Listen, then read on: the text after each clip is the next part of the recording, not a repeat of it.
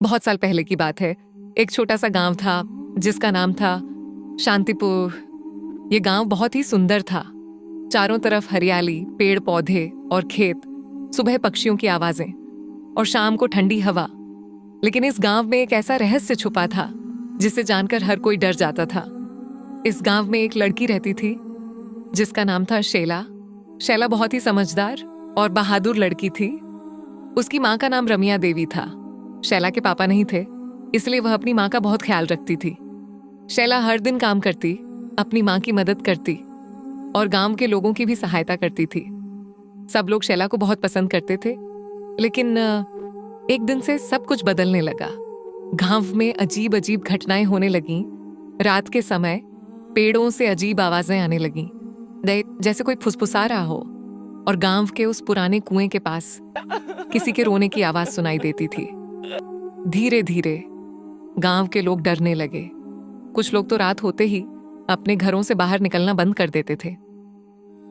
एक दिन गांव के कुछ लोग अचानक गायब हो गए। अब डर और भी बढ़ गया।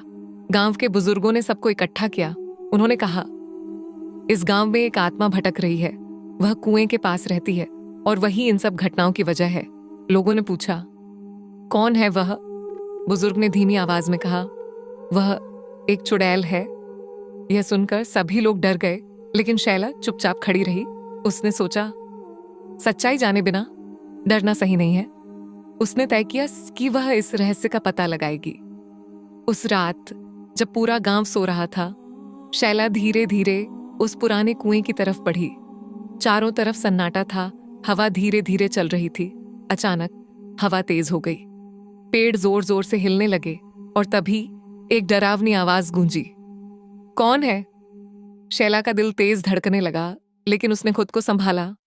उसने कहा, मैं शैला हूं, मैं सच जानने आई हूं। कुछ पल के लिए सब शांत हो गया। फिर अचानक एक साया उसके सामने आया। वह एक चुड़ैल थी। उसका चेहरा डरावना था, आंखें लाल थीं, लेकिन उसकी आवाज दुख से भरी हुई थी। उसने कहा, मैं बुरी नहीं हूं, मुझे गलत समझकर मार दिया गया। मैं बस इंसाफ चाहती हूं। शैला को उसकी बातों में सच्चाई महसूस हुई। उसने पूछा, तुम्हारे साथ क्या हुआ था? चुड़ैल ने बताया कि वह भी कभी इसी गांव की एक साधारण लड़की थी, लेकिन कुछ लोगों ने उस पर झूठा आरोप लगाया और उसे सजा दे दी। तब से उसकी आत्मा इस कुएं में भटक रही है। शैला की आंखों में आंसू आ गए। उसने कहा, मैं तुम्हारी मदद करूंगी। अगले दिन शैला ने गांव वालों को सारी सच्चाई बता दी। पहले तो किसी ने उस पर विश्वास नहीं किया, लेकिन जब सबूत सामने आए तो गांव वाले शर्मिंदा हो गए। उन्होंने अपनी गलती मान ली और उस आत्मा से माफी मांगी। फिर सभी ने मिलकर पूजा की। धीरे धीरे वह चुड़ैल उनके सामने आई। इस बार उसका चेहरा शांत था। उसने शैला की तरफ देखा और मुस्कुराई। फिर धीरे धीरे वह रोशनी में बदल गई और हमेशा के लिए गायब हो गई।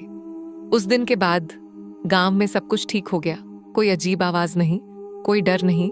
शांतिपुर फिर से एक खुशहाल गांव बन गया और लोगों ने एक बात सीख ली कि किसी को बिना सच जाने कभी भी गलत नहीं समझना चाहिए। समाप्त।